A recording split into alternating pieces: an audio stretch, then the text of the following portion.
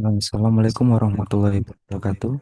Perkenalkan kami dari kelompok 5 akan memaparkan materi mengenai zakat dalam pemberdayaan ekonomi yang disamai oleh yang pertama Mbak Sabrina Oktaviani Sri A dengan NPM 2201020036. Kedua Mbak Agnes Sayuk Nurbitasari NPM 2201020049. Yang ketiga Mas Sony Setiawan NPM 2301010106. Dan saya sendiri Sandi Arif NPM 2401020024. Zakat dan pertumbuhan ekonomi.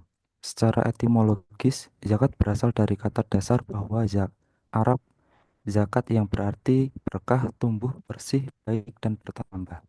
Sedangkan secara terminologis di dalam fikih, zakat adalah sebutan atau nama bagi sejumlah harta tertentu yang diwajibkan oleh Allah Subhanahu wa taala supaya diserahkan kepada orang-orang yang berhak oleh orang-orang yang wajib mengeluarkan zakat. Zakat adalah kewajiban agama yang masuk dalam sistem ekonomi Islam untuk memenuhi kesejahteraan sosial melalui pembagian kekayaan antara mereka yang punya dan yang tidak. Zakat juga didefinisikan sebagai harta yang wajib dikeluarkan oleh seorang muslim atau badan usaha untuk diberikan kepada yang berhak menerimanya sesuai dengan syariat Islam. Next, tujuan utama dari zakat adalah untuk memberantas kemiskinan melalui kekayaan, sedangkan tujuan sekunder adalah untuk memastikan kelompok asnaf pemberi zakat, terutama yang miskin dan melarat, keluar dari kemiskinan sehingga tidak lagi menjadi penerima zakat di masa depan, atau jika tidak, setidaknya bisa mencapai kualitas hidup minimum. Pertumbuhan ekonomi. Pertumbuhan ekonomi merupakan bagian terpenting dalam kebijakan ekonomi di negara maupun sistem ekonomi manapun. Secara menyeluruh, hal ini dapat diasumsikan bahwa pertumbuhan ekonomi akan mengarah kepada uang dan pemerataan ekonomi. Organisasi ekonomi dalam perspektif Islam tidak sekedar terkait dengan peningkatan volume barang dan jasa, namun juga terkait dengan aspek moralitas dan kualitas akhlak serta keseimbangan antar tujuan duniawi dan spiritual. Ukuran keberhasilan pertumbuhan ekonomi tidak semata-mata dilihat dari sisi pencapaian materi semata, namun juga ditinjau dari sisi perbaikan kehidupan agama. Maka dipastikan pertumbuhan tersebut tidak sesuai dengan prinsip ekonomi Islam.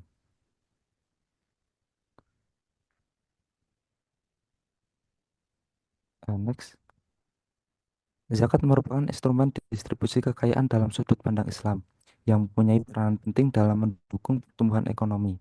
Penyaluran zakat kepada fakir miskin dan kelompok membutuhkan lainnya akan membantu meningkatkan daya beli masyarakat, mendorong konsumsi, dan pertumbuhan ekonomi secara inklusif. Zakat juga mengurangi kesenjangan ekonomi melalui retribusi kekayaan, memastikan akses lebih merata kepada sumber daya yang ada. Selain itu, zakat dapat digunakan untuk investasi sosial seperti pendidikan dan kesehatan yang mendukung pertumbuhan ekonomi jangka panjang. Next. Pengelolaan zakat yang baik mampu mengurangi beban pemerintah dalam program pengentasan kemiskinan, memungkinkan sumber daya dialokasikan untuk sektor-sektor produktif. Zakat mampu meningkatkan produktivitas dengan membantu penerima zakat memulai usaha atau meningkatkan keterampilan mereka. Dalam kondisi krisis, zakat berperan sebagai stabilisator ekonomi, menjaga daya beli masyarakat dan menciptakan stabilitas sosial. Secara keseluruhan, zakat meningkatkan solidaritas sosial dan membantu menciptakan kondisi ekonomi yang kondusif untuk pertumbuhan yang berkeadilan. Next, materi selanjutnya akan disampaikan oleh Mbak Sabrina. Baik, terima kasih untuk Mas Sandi. Akan saya lanjutkan yaitu mengenai zakat sebagai sumber pembentukan dana. Di sini yang pertama zakat sebagai sumber keuangan alternatif. Yang kedua, mekanisme pengumpulan dana zakat. Yang ketiga, alokasi dan distribusi dana zakat. Yang keempat, zakat sebagai pendukung program sosial dan ekonomi. Yang kelima, yaitu potensi dan tantangan zakat sebagai sumber dana. Untuk yang pertama itu zakat sebagai sumber keuangan alternatif. Di sini zakat berpotensi menjadi solusi untuk mengatasi masalah ekonomi seperti kemiskinan dan ketimpangan pendapatan. Di negara-negara mayoritas Muslim seperti Indonesia, potensi zakat sangat besar. Potensi zakat nasional mencapai triliunan rupiah per tahun jika seluruh muzaki menunaikan kewajibannya. Dana ini dapat dimanfaatkan untuk program-program pemberdayaan masyarakat miskin. Sifat wajib zakat bagi Muslim yang mampu menciptakan aliran dana yang konsisten.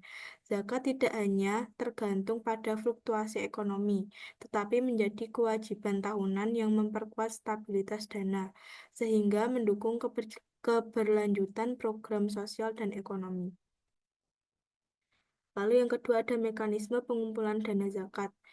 Efektivitas zakat sangat bergantung pada cara pengumpulannya. Berikut adalah mekanisme yang mendukung pengumpulan zakat secara optimal. Untuk pengumpulannya di sini eh, ada lembaga yang mengelola zakat tersebut, yaitu Badan Amil Zakat Nasional, Basnas, dan Lembaga Amil Zakat atau disingkat dengan LAZ. Eh, Badan atau lembaga zakat ini bertanggung jawab untuk menghimpun dan mendistribusikan zakat. Dengan manajemen modern, lembaga ini dapat menjangkau lebih banyak muzaki dan memastikan penyaluran yang tepat sasaran. Kemajuan teknologi mempermudah proses pengumpulan zakat melalui platform digital seperti aplikasi mobile, situs web, dan layanan perbankan. Hal ini memperluas akses muzaki untuk menunaikan zakat kapan saja dan di mana saja. Hal ini mendukung kepercayaan masyarakat terhadap lembaga zakat yang sangat penting. Transparansi dalam pelaporan pengelolaan dana seperti jumlah zakat yang terkumpul dan bagaimana dana tersebut didistribusikan meningkatkan kepercayaan dan partisipasi muzaki. Lalu selanjutnya ada alokasi dan distribusi dana zakat. Pembagian zakat harus dilakukan sesuai prinsip syariah agar dana yang terkumpul memberikan dampak maksimal. Di sini difokuskan kepada 8 asnaf. Zakat didistribusikan kepada 8 golongan penerima yang telah ditentukan dalam Al-Quran, yaitu yang pertama fakir. Fakir adalah orang yang hampir tidak memiliki penghasilan. Lalu yang kedua miskin. Miskin adalah orang yang memiliki penghasilan tetapi tidak mencukupi kebutuhan. Lalu yang ketiga ada amil. Amil adalah pengelola zakat. Lalu yang keempat ada mualaf. Mualaf adalah orang yang baru masuk Islam. Yang kelima ada rikob, yaitu budak atau orang yang membutuhkan kebebasan. Lalu selanjutnya yang keenam ada gorim, adalah orang yang terlilit utang. Yang selanjutnya adalah fisabilillah, yaitu pejuang di jalan Allah. Dan yang terakhir itu ada ibnu sabil atau musafir yang membutuhkan. Lalu di sini penting untuk menjaga keseimbangan alokasi. Alokasi zakat tidak hanya untuk kebutuhan konsumtif, misalnya memenuhi kebutuhan dasar mustahik, tetapi juga program produktif seperti pemberian modal usaha, pelatihan, keterampilan, dan pendidikan. Pendekatan ini mendorong mustahik untuk menjadi mandiri. Lalu selanjutnya yaitu zakat sebagai pendukung program sosial dan ekonomi. Di sini zakat memiliki peran signifikan dalam mendukung pembangunan sosial dan pemberdayaan ekonomi. Seperti yang pertama, dana untuk program sosial. Zakat digunakan untuk pembangunan infrastruktur dasar seperti tempat tinggal layak, fasilitas kesehatan, dan pendidikan. Program-program ini membantu meningkatkan kualitas hidup masyarakat miskin. Lalu yang kedua adalah pemberdayaan ekonomi mustahik. Zakat produktif berfokus pada pemberdayaan ekonomi mustahik, misalnya memberikan modal usaha kepada UMKM. Yang kedua yaitu mengadakan pelatihan keterampilan untuk meningkatkan kapasitas kerja. Lalu yang terakhir yaitu membuka peluang kerja melalui pendanaan proyek komunitas. Selanjutnya yaitu mengenai sinergi zakat dengan keuangan Islam. Zakat dapat bersinergi dengan instrumen keuangan Islam lainnya. untuk menciptakan dampak yang lebih luas. Yang pertama di sini ada integrasi dengan wakaf dan CSR. Dana zakat dapat digabungkan dengan wakaf atau harta yang dikelola untuk kepentingan umum atau juga dapat digabungkan dengan CSR, yaitu tanggung jawab sosial perusahaan. Kombinasi ini memungkinkan pembiayaan proyek besar seperti pembangunan rumah sakit atau sekolah. Lalu yang kedua, untuk pemberdayaan melalui keuangan mikro. Zakat sering digunakan sebagai modal awal untuk skema keuangan mikro. Mustahik yang menerima modal ini dapat memulai usaha kecil yang berkelanjutan, sehingga mengurangi ketergantungan mereka pada bantuan sosial lainnya. Yang selanjutnya akan dijelaskan oleh rekan saya. Silakan untuk Mbak Agnes. Ya, terima kasih Sabrina. Materi selanjutnya yaitu kesepadanan zakat dalam perekonomian. Ada beberapa hal. Yang pertama, pengurangan kesenjangan ekonomi, lalu meningkatkan daya beli dan konsumsi. Selanjutnya, pengentasan kemiskinan, pemberdayaan ekonomi umat, dan stabilitas sosial dan ekonomi.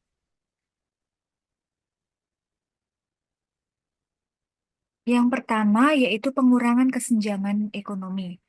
Zakat berfungsi sebagai mekanisme distribusi kekayaan yang adil. Dengan menyalurkan zakat kepada 8 asnaf atau kelompok penerima zakat, sebagaimana dijelaskan dalam surat At-Taubat ayat 60, kesenjangan antara kelompok kaya dan miskin dapat diminimalisir. Dalam jangka panjang, distribusi ini mampu menciptakan harmoni sosial dan stabilitas ekonomi. Lalu yang kedua yaitu meningkatkan daya beli dan konsumsi. Zakat membantu meningkatkan daya beli masyarakat kurang mampu. Dana zakat yang diberikan dapat digunakan untuk memenuhi kebutuhan dasar, sehingga mereka dapat berpartisipasi aktif dalam kegiatan ekonomi. Peningkatan daya beli ini akan mempercepat perputaran roda ekonomi. Lalu yang selanjutnya, yang ketiga yaitu pengentasan kemiskinan.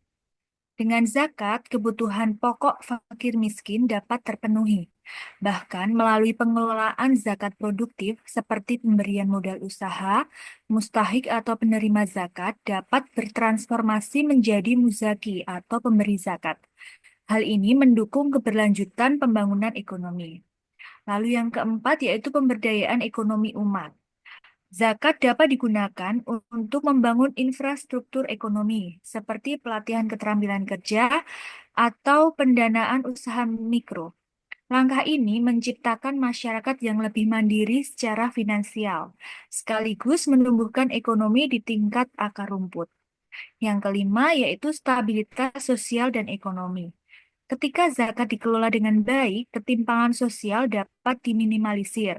Stabilitas sosial ini sangat penting untuk mendukung investasi, perdagangan, dan pembangunan ekonomi secara keseluruhan. Lalu yang selanjutnya yaitu indikator zakat. Indikator zakat merupakan alat ukur yang digunakan untuk mengevaluasi efektivitas pengelolaan zakat dalam memenuhi tujuan syariah serta memberdayakan masyarakat. Indikator ini dibagi menjadi beberapa kategori utama yang mencakup aspek syariah, operasional, dan dampak sosial ekonomi.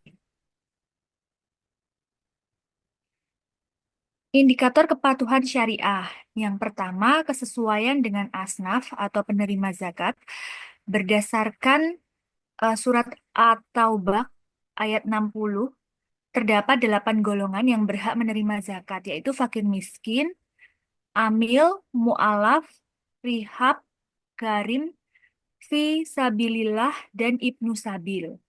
Lalu yang kedua, transparansi penyaluran zakat harus dilakukan secara terbuka, melibatkan laporan rinci kepada para muzaki atau pembayar zakat dan masyarakat luas, sehingga kepercayaan terhadap lembaga pengelola zakat tetap terjaga.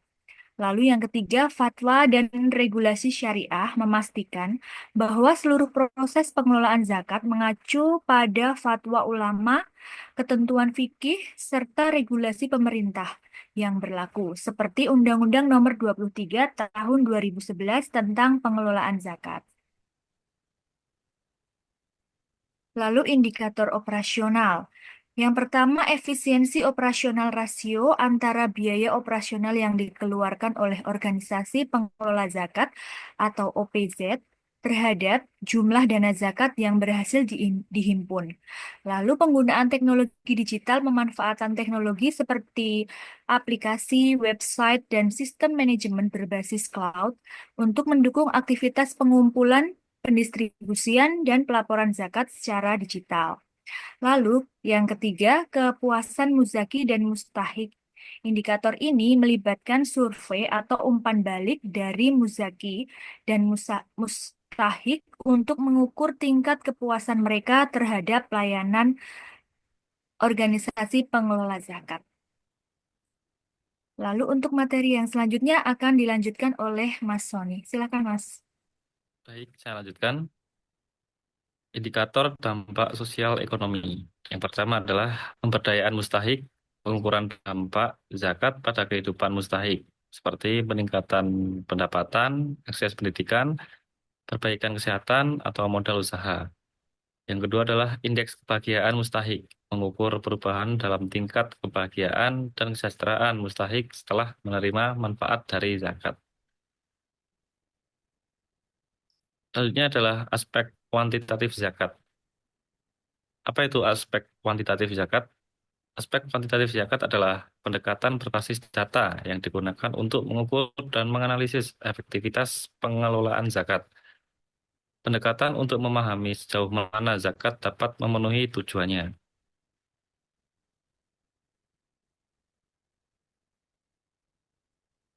Lanjut, penghitungan dana zakat. Yang pertama adalah potensi zakat atau zakat potential index. Merupakan estimasi jumlah dana zakat yang dapat dihimpun berdasarkan data demografi, pendapatan, dan tingkat kesadaran masyarakat. Indeks ini membantu OPZ merancang strategi pengumpulan zakat yang lebih terarah. Yang kedua adalah dana yang terkumpul, total dana zakat yang berhasil dihimpun dalam periode tertentu. Data ini mencakup pengumpulan melalui kanal tradisional atau manual, dan digital atau e-wallet, dan crowdfunding. Yang ketiga adalah rasio pengumpulan perbandingan antara jumlah dana zakat yang terkumpul dengan estimasi potensi zakat. Rasio ini mencerminkan efektivitas strategi pengumpulan OPZ. Lanjut di distribusi dana zakat. Yang pertama adalah rasio penyaluran persentase dana zakat yang telah disalurkan kepada mustahik dibandingkan dengan total dana yang terkumpul. Rasio ini mencerminkan sejauh mana dana zakat digunakan sesuai tujuannya. Yang kedua adalah efektivitas penyaluran dampak dari dana zakat yang disalurkan.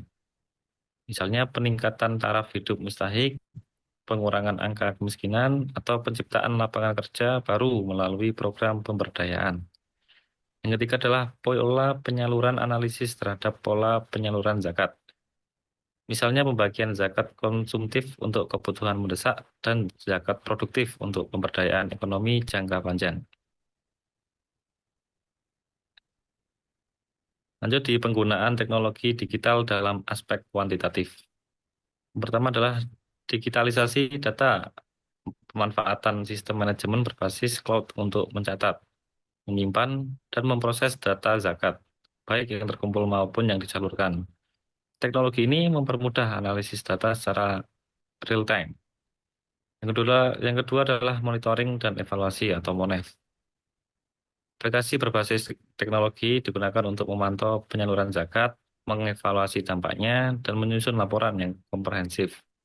Yang ketiga adalah integrasi sistem digital, penggunaan platform digital yang terintegrasi antara OPZ, Muzaki, Mustahik, dan pihak ketiga seperti bank syariah atau fintech untuk mendukung transparansi dan efisiensi dari zakat tersebut. Pengukuran indeks kinerja OPZ. Yang pertama adalah indeks kesiapan digital mengukur sejauh mana OPZ telah menerapkan teknologi digital dalam pengelolaan zakat. Indeks ini mencakup kesiapan infrastruktur, penggunaan alat digital, ekosistem digital, dan keahlian digital SDM. Yang kedua adalah indeks kepuasan stakeholder, mengukur tingkat kepuasan muzaki dan mustahik terhadap pelayanan OPZ. Data ini penting untuk meningkatkan kualitas layanan dan pembangunan kepercayaan. Sekian presentasi dari kelompok kami. Assalamualaikum warahmatullahi wabarakatuh. Waalaikumsalam warahmatullahi wabarakatuh.